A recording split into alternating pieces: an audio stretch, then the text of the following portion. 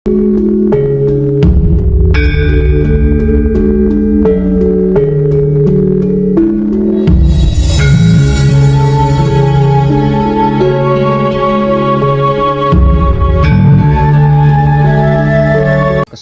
gemblengnya. Jadi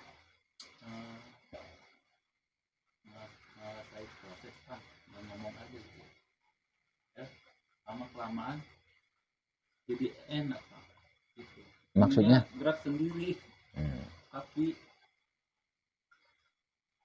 tadi mau bersih ini apa nutup sendiri apa gimana nungguin Mas Ahmad ternyata kan nutup sendiri enak tapi yang sakit. coba perhatikan kata-kata saya. Ada yang mengalami kesulitan gemblengnya. Paham nggak dengan pertanyaan saya? Jadi jangan yang lain ya, jangan yang lain. Ada yang mengalami kesulitan gemblengnya? Ada nggak? Nah, jangan diem aja, saya nanya. Ada. Cuma satu yang nggak ada, berarti yang lainnya mengalami kesulitan. Coba uraikan kesulitannya apa?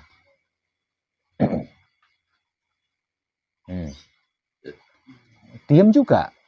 Saya tak masuk lagi ke kasebo ya. Nah terus gimana? Saya harus gimana coba? Dua orang berarti yang tidak sulit, yang lainnya mengalami kesulitan. 1, 2, 3, 4 yang tidak mengalami kesulitan, yang lainnya mengalami kesulitan. Masa Allah ya Robbil Alamin, ditanya gitu aja sulitnya panjenengan. Nanti kalau saya biarin gimana panjenengan? Saya perhatikan panjenengan seperti itu. Wong ditanya cuma satu kata, ada yang mengalami kesulitan gemblengnya aja panjenengan sulit menjawabnya. Terus piye ini? Dilanjut apa enggak kadangannya?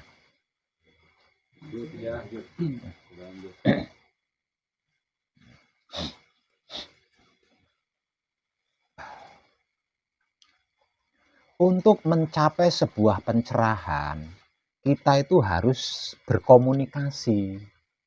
Nah, kita itu harus berkomunikasi, dan saya sedang berusaha mengajak panjenengan berkomunikasi. Jadi jangan menolak. Kalau panjenengan menolak saya ajak komunikasi, lah terus harus bagaimana? Wong ini tentang pengkajian diri. Jadi kalau saya nanya agar terjadi komunikasi, panjenengan jawab gitu. Jangan seperti patung, ya nanti saya suruh masuk sumur, jangan brus langsung masuk sumur gitu. Terus saya kalungi bom, saya suruh ngebom hotel, ngebom masjid, ngebom gereja, langsung panjenengan ngebom gitu. Jangan seperti itu.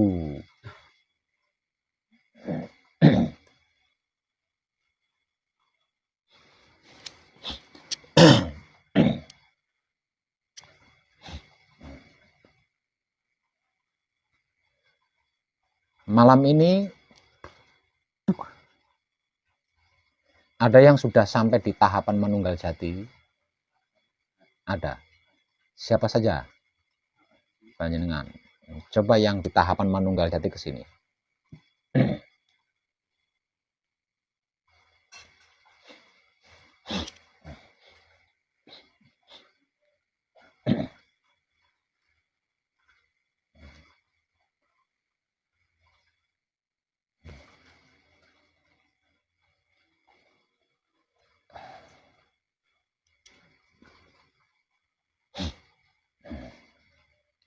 Untuk panjenengan yang dalam tahapan manunggal jati. Lah, moral di dalam manunggal jati ini loh yang tidak semua orang yang dalam keadaan manunggal jati itu mau. Moralnya orang-orang yang dalam keadaan manunggal jati itu tidak semua orang yang dalam keadaan manunggal jati itu bersedia atau mau.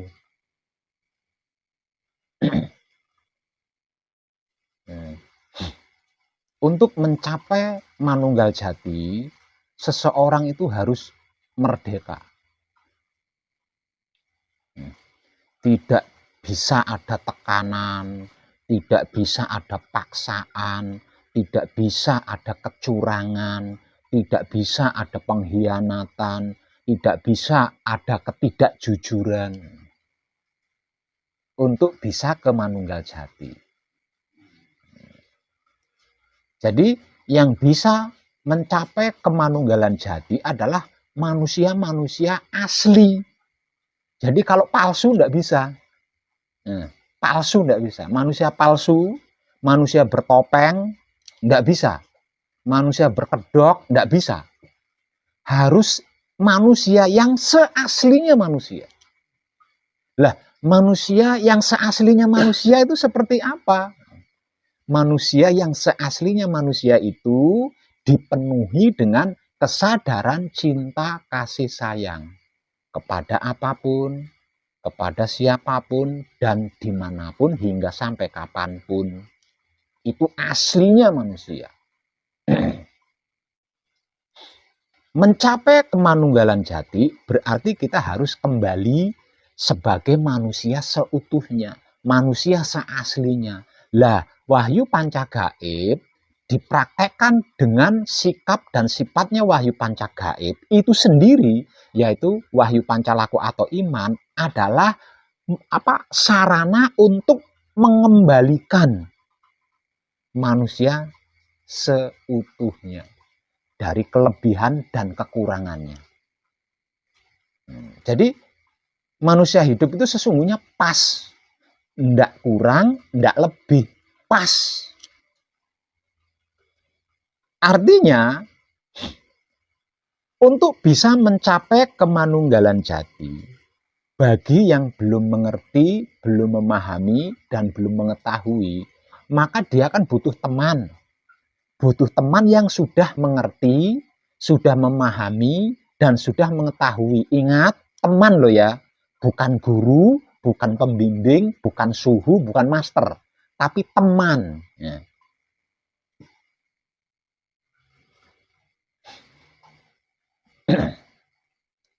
Lah, antara yang sedang berusaha mencapai dengan yang menemani ini harus gini. Tidak boleh ada sekat. Yang ditemani menghormati yang menemani, yang ditemani menganggap yang menemani itu guru, menganggap yang menemani itu pembimbing, menganggap yang menemani itu master, suhu, dukun, dan boh apa. Nah, jenenge. Itu tidak bisa. Tidak bisa. Harus fair, harus sama-sama fair. Maka di situ dikatakan teman seperjalanan spiritual. Nah, di situ. Nah, ini tidak semua orang yang dalam keadaan manunggal jati itu siap dalam keadaan seperti itu. Tidak dicium tangannya sama yang ditemani, itu harus siap di situ. Belum tentu siap di situ. Harus dihormati sama yang sedang ditemani. Harus ditawasuli sama yang ditemani. Itu belum tentu semuanya siap mengalami keadaan yang seperti itu. Nah, kalau panjenengan masih menghormati, masih menggurukan teman yang sedang menemani spiritual panjenengan nggak akan bisa mencapai manunggal jati, nggak akan bisa. Nggak akan bisa. Makanya di hampir setiap kadangan saya selalu berusaha mengakrabkan diri sama panjenengan agar panjenengan tidak memandang saya sebagai guru, agar panjenengan tidak mencerna saya sebagai pembimbing, melainkan sebagai kadang, ya, sebagai kadang. Karena apa? Karena kalau panjenengan punya mindset di situ, panjenengan tidak akan bisa mencapai manunggal jati.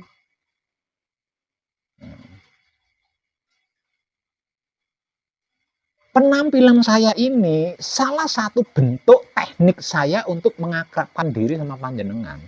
Nah, kalau saya tidak berpenampilan seperti ini, gimana? Wong sampai saya tanya aja panjenengan udah gugup. Apalagi kalau saya penampilannya seperti raja, seperti presiden. Lah wong penampilan saya seperti ini saja panjenengan saya tanya, wis sembuh, buyar konsentrasinya. Piye nyejal itu?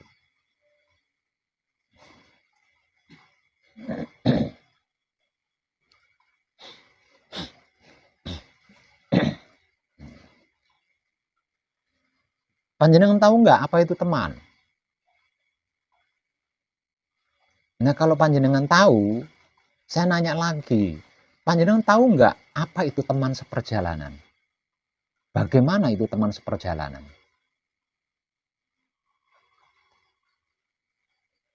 Nah itu kelakuan kita di dalam menggapai manunggal jati itu harus seperti itu.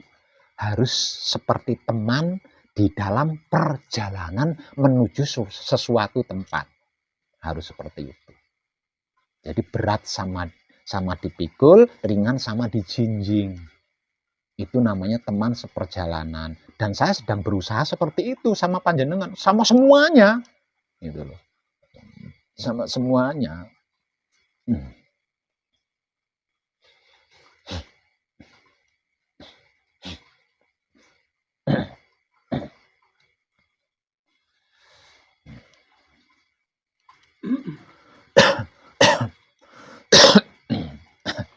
Paham? Nanti kalau panjenengan sudah berhasil mencapai manunggal jati, panjenengan menghormati saya enggak apa-apa. Tapi hanya sebatas menghormati loh ya. Jangan mencium tangan dan lain sebagainya. Itu sudah berlebihan namanya. Jadi ikatan kita, hubungan kita itu adalah kadang.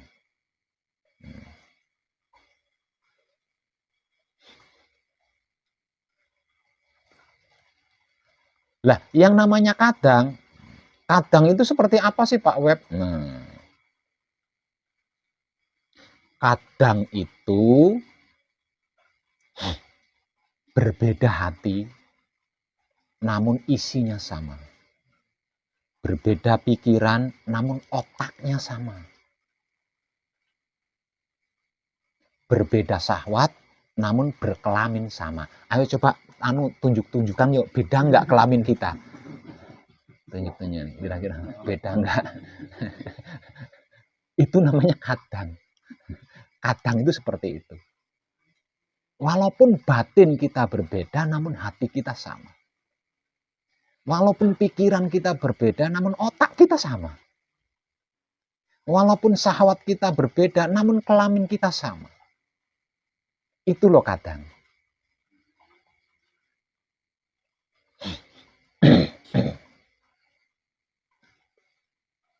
Satu kesandung, yang lainnya ikut merasakan sakit. Itu namanya kadang. Nah, kadang ini lebih tinggi dari status apapun.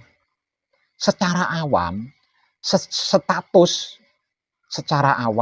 status paling tinggi adalah status keluarga kan. Tapi sesungguhnya enggak. Yang paling tinggi itu justru status kadang. Kenapa saya katakan status kadang itu lebih tinggi daripada status keluarga atau status silsilah? Karena kalau kadang seperti yang sudah saya uraikan tadi, beda pikirannya namun otaknya sama. Beda batinnya namun hatinya sama. Beda syahwatnya namun kelaminnya sama. Jika ada satu yang tersandung batu, semuanya ikut merasakan sakitnya. Itu kadang. Nah, kalau keluarga, tidak sedikit bapak sama anak bertengkar, bahkan saling bunuh. Ibu sama anak bertengkar, bahkan saling bunuh, tidak sedikit. Satu kandung, satu ibu, satu bapak saling bunuh hanya gara-gara warisan. Itu tidak sedikit.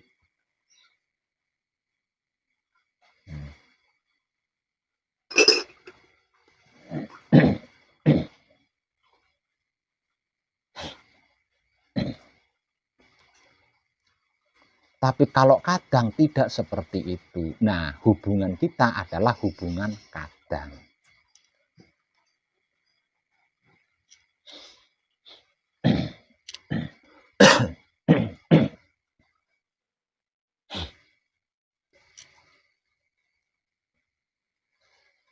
Dan kadangan kita malam ini, saya akan mengungkap tentang kesempurnaan hidup.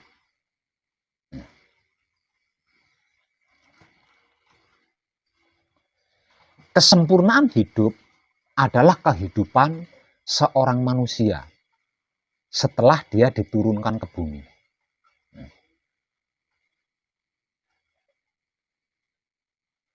Sebelum manusia diturunkan ke bumi, tidak tersebut sebagai kesempurnaan hidup. Karena dia adalah suci. Kenapa disebut suci manusia? Sebab manusia masih sebagai Tuhan pada waktu itu. Belum berpisah dengan Tuhan. Belum berpisah dengan Maha Suci. Setelah berpisah dengan Maha Suci, tersebut sebagai manusia hidup, maka kehidupan manusia ini disempurnakan oleh Maha Suci. Nah, di dalam kesempurnaan ini tidak ada sesuatu apapun yang tidak ada di dalamnya. Nah, di dalam kesempurnaan ini tidak ada sesuatu apapun yang di dalamnya itu tidak ada. Semuanya, segalanya, seluruhnya itu ada di dalam kesempurnaan. Dan kesempurnaan ini dimiliki oleh hidupnya manusia. Kesempurnaan ini hanya dimiliki oleh hidupnya manusia. Dan hidupnya manusia ini adalah datnya Maha Suci, datnya Maha Hidup, gitu loh. Datnya Maha Hidup. Lah, datnya Maha Hidup atau datnya Maha Suci, itulah yang dimaksud sebagai hidup atau Roh Suci atau Roh Kudus. Nah, Roh Suci atau Roh Kudus atau hidup yang tak lain dan tak bukan adalah datnya Maha Suci ini memiliki kesempurnaan. Nah, kesempurnaan yang dimiliki ini dibawa sampai ke bumi ini loh. Sampai ke dunia ini. Nah, setelah sampai di dunia ini disebutlah sebagai kesempurnaan hidup. Artinya, sesungguhnya manusia hidup itu tidak memiliki celah masalah sedikit pun. Karena ada kesempurnaan hidup di dalamnya. Celah sedikit gitu, enggak ada. Penuh karena di dalam dirinya itu dipenuhi dengan kesempurnaan hidup.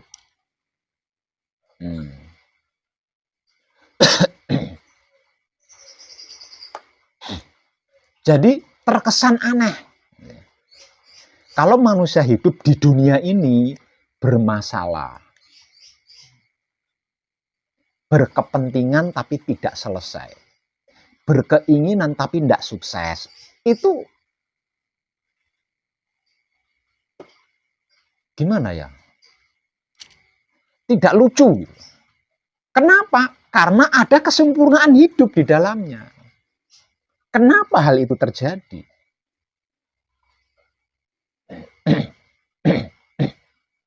Kenapa hampir semua manusia hidup mengalami? Padahal ada kesempurnaan hidup di dalam dirinya. Itu dikarenakan satu, tidak mau diam ketika otaknya berpikir. Tidak mau diam ketika hatinya membatin. Dan tidak mau diam ketika kelaminnya bersahwat.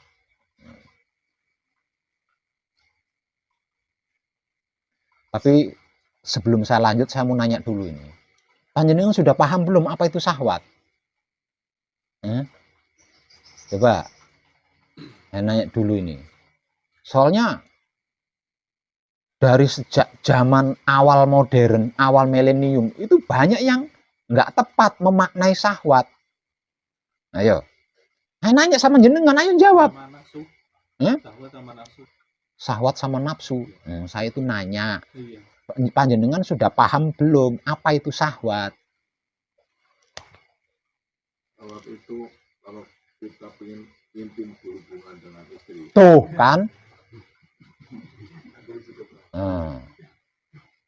Selama ini kita itu mencerna, memaknai syahwat itu tumpak-tumpakan ini, Mas. Gawatnya dulu di sini. Gawatnya itu. Jadi kalau ada seseorang berkata syahwat, pasti ingatnya bolongannya perempuan. Kalau perempuan ingatnya tusuknya laki-laki. Ketika ada yang berkata syahwat. Tuh, ya. Jadi jangan jorok, jangan ngeres. Syahwat itu keinginan. Jadi syahwat itu bukan seks. Syahwat itu bukan laki. Syahwat itu bukan ngencuk, ya, bukan. Bukan. Syahwat itu keinginan.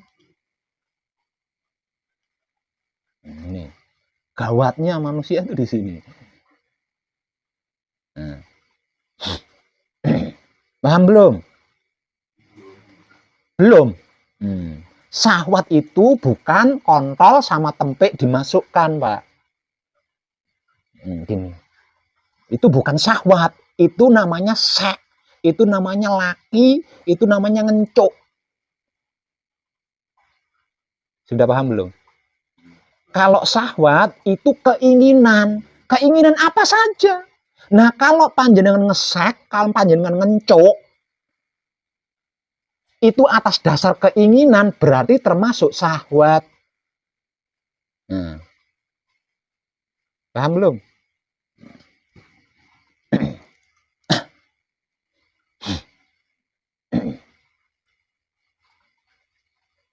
Jadi tentang apapun, kalau dasar awalnya adalah keinginan, itulah yang dimaksud syahwat.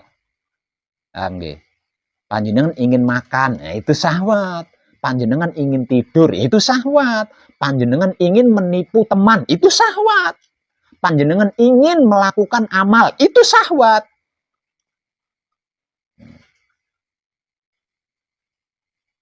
Secara simpel, syahwat adalah keinginan. Keinginan apapun. Jadi bahasa Arab atau bahasa apa ini? Syahwat itu bahasa Indonesia. Syahwat itu bahasa Indonesia.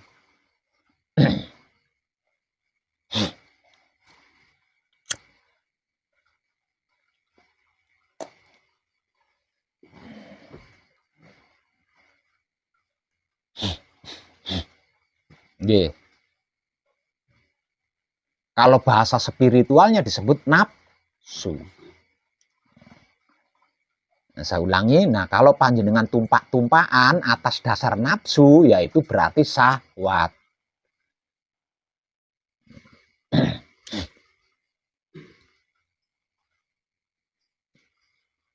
Saya ulang. Kenapa manusia hidup di dunia ini mengalami masalah-masalah? Tidak ada yang bukan masalah. Nah, masalah ini kalau dijabarkan banyak loh ya. Masalah itu yang kalau dijabarkan banyak. Kebutuhan ya masalah, kepentingan ya masalah, kekurangan ya masalah, bahkan kelebihan juga masalah. Miskin masalah, kaya masalah. Nggak punya utang masalah, punya utang masalah. Semuanya masalah. Tenang masalah, tidak tenang masalah. Bahagia masalah, tidak bahagia masalah. Semuanya jadi masalah. Semuanya jadi masalah. Beragama masalah, tidak beragama juga masalah. Kenapa manusia mengalami semua itu? Dikarenakan otaknya tidak mau diam ketika berpikir. Hatinya tidak mau diam ketika membatin. Kelaminnya tidak mau diam ketika bersahwat. Ayo, jangan salah paham lagi nanti. Nanti saya ngulang lagi nih. Soalnya kalau saya ulang saru ini, aslinya saru. Tapi saru teman kan? Nah, itu. Kalau diungkap blak kotak tanpa tedeng aling-aling seperti itu loh. Seperti itu. Nah, kalau tidak blak kotak tanpa tedeng aling-aling, oh panjenengan bulet di situ nggak paham-paham kan?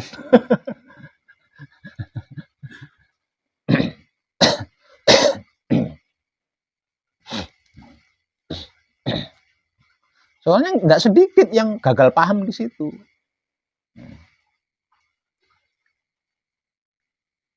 Ketika saya berkata, jaga kebersihan otak atau pikiran, jaga kebersihan hati atau batin, jaga kebersihan kelamin atau syahwat. Wah, berarti nggak boleh berhubungan intim nih, nggak boleh ngesek nih. Karena gagal paham di situ. Memaknai syahwat adalah seks.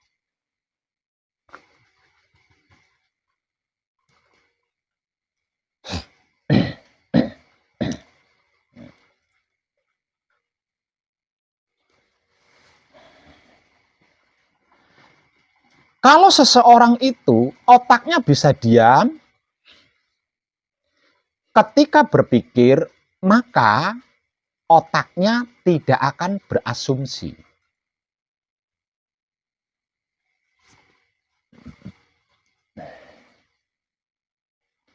Ketika hati seseorang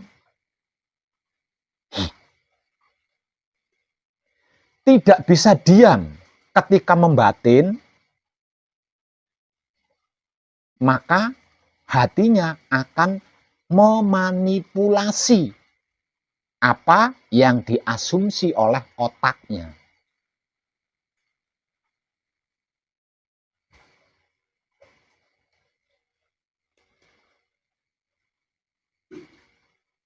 Ketika kelamin seseorang tidak bisa diam, ketika bersahwat, maka apa yang sudah dimanipulasi oleh hatinya akan digunakan untuk bersahwat oleh kelaminnya. Untuk berkeinginan maksudnya. Lah, ini yang menjadikan kesempurnaan manusia hidup di dunia ini terbengkalai.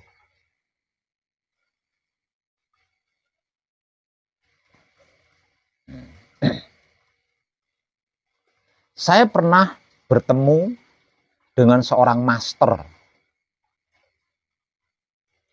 dari Amerika.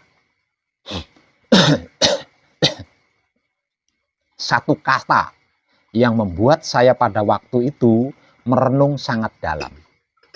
Beliau berkata, otaknya orang Indonesia itu mahal harganya.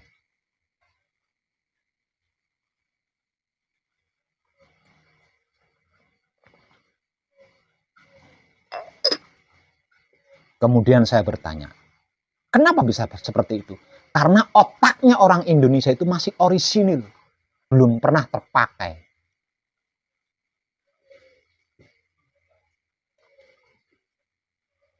Andai saja orang Indonesia otaknya dipakai, sudah pasti kemajuan negara Indonesia melampaui seluruh negara-negara lainnya.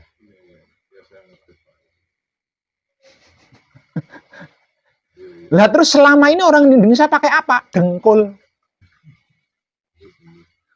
Pakainya dengkul. Bagaimana tidak? Ilmu macam apapun ada di Indonesia. Ilmu macam apapun ada di Indonesia. Ilmu jenis apapun ada di Indonesia. Tapi kenapa orang luar negeri sudah berbicara planet, orang Indonesia masih berbicara dapur? Masih berbicara tentang dapur. Masih berbicara tentang syariat. Bahkan mempermasalahkan tentang dapur dan syariat. Sedangkan orang luar negeri sudah berbicara, sudah memperbincangkan planet-planet luar angkasa. Padahal hanya ada beberapa ilmu saja di luar negeri. Ilmu kebal bacok di luar negeri nggak ada. Ya nggak? Hah? Ilmu santet di luar negeri nggak ada.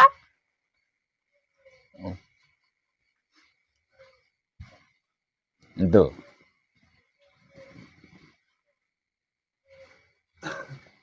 Jadi yang digunakan itu pikirannya, bukan otaknya. Yang digunakan itu batinnya, bukan hatinya. Yang digunakan itu syahwatnya, bukan kelaminnya.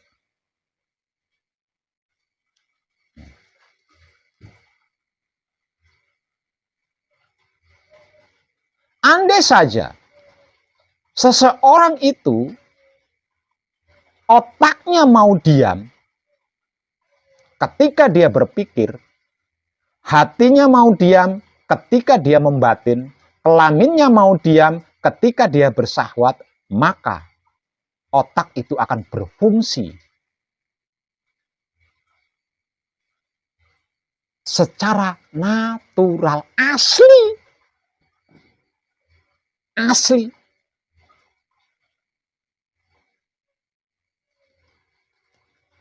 Tanpa asumsi di dalamnya, tanpa manipulasi di dalamnya, tanpa politik di dalamnya. Natural, asli. Itulah keaslian kesadaran manusia hidup yang sesungguhnya adalah kesempurnaan yang sangat luar biasa. Namun kesempurnaan ini menjadi tidak nampak, bahkan terbengkalai, nyaris tidak pernah digunakan sama sekali.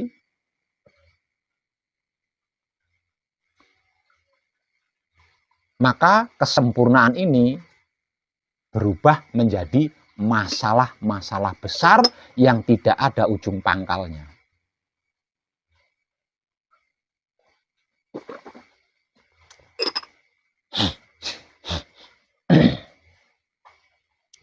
Sebab karena itu,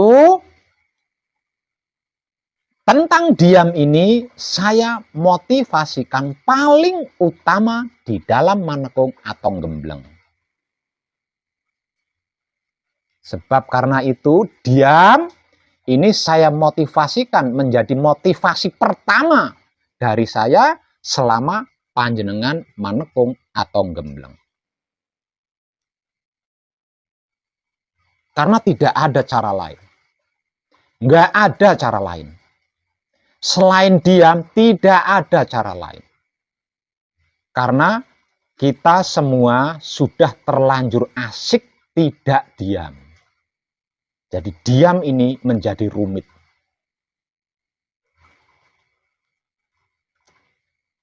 Karena rumit, maka perlu dilatih.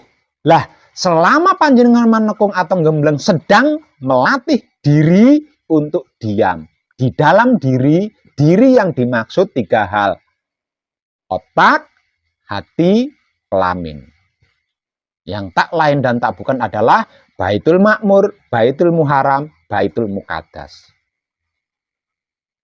Kalau tidak diam, maka 3 singgasana ini tidak difungsikan oleh penghuninya. Bagaimana mungkin penghuninya memfungsikan? Kalau otak itu diibaratkan perahu, perahunya gonjang-ganjing. Ya ora gelem mudhun. Kalau diibaratkan perahu.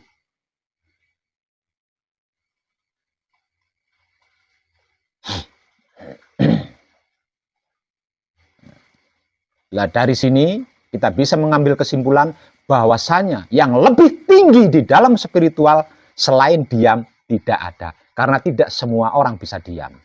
Kalau tidak melatih diri secara khusus atau manekung atau gembleng. Atau mengalami mati sakjroning urip.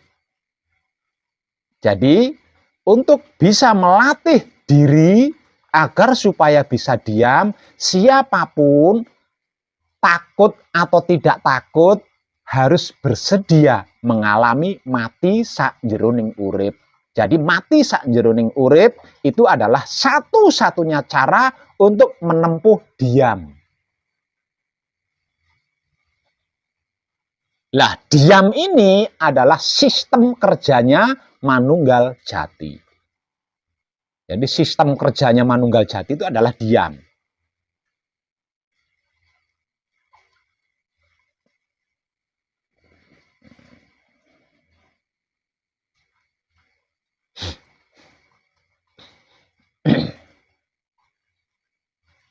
Paham? Ada yang lebih khusus. Terkhusus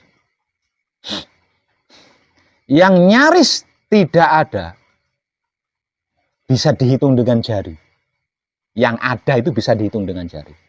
Adalah menyelami sisi gelapnya Maha Suci. Maha Suci itu memiliki dua sisi. Sisi yang pertama adalah gelap, sisi yang kedua adalah terang. Kalau sisi terangnya Maha Suci nggak usah dibicarakan. Lawang terang jelas kan? Maka saya akan membahas tentang sisi gelapnya Maha Suci. Yang tidak bisa ditembus dengan mata raga. Karena apa? Karena saking gelapnya, gelap gulita.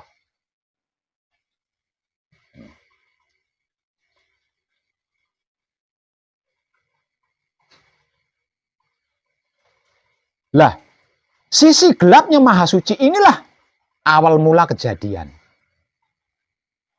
Sisi gelapnya Maha Suci inilah awal mulanya ada kejadian.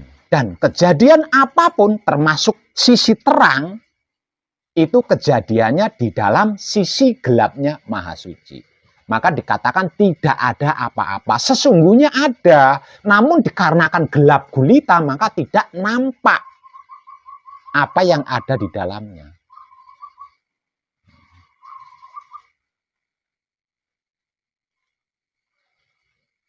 Nah, sisi gelap Maha Suci ini tidak bisa dijangkau oleh makhluk.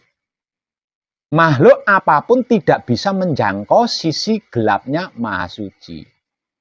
Kalau sisi terangnya Maha Suci, dengan moral saja bisa manusia mencapainya.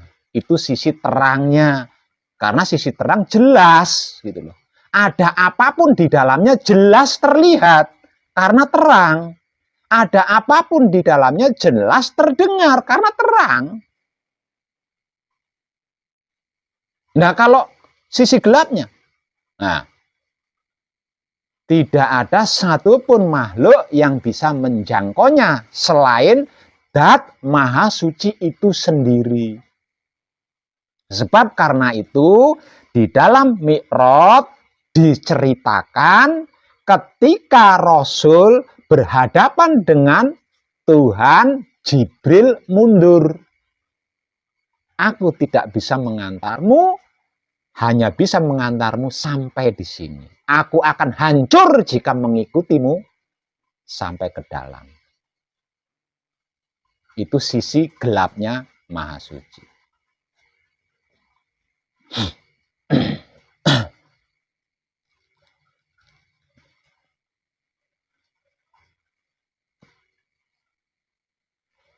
Lah, untuk mendapat pencerahan tentang sisi gelapnya Maha Suci ini, hanya hidup yang bisa melakukan. Artinya, hanya hidup yang bisa melakukan. Selain hidup, tidak bisa. Maka, agar supaya hidup kita bisa tercerahkan tentang sisi gelapnya Maha Hidup ini, maka kita cukup menikmati rasanya kelakuan dengan kesadaran cinta kasih sayang.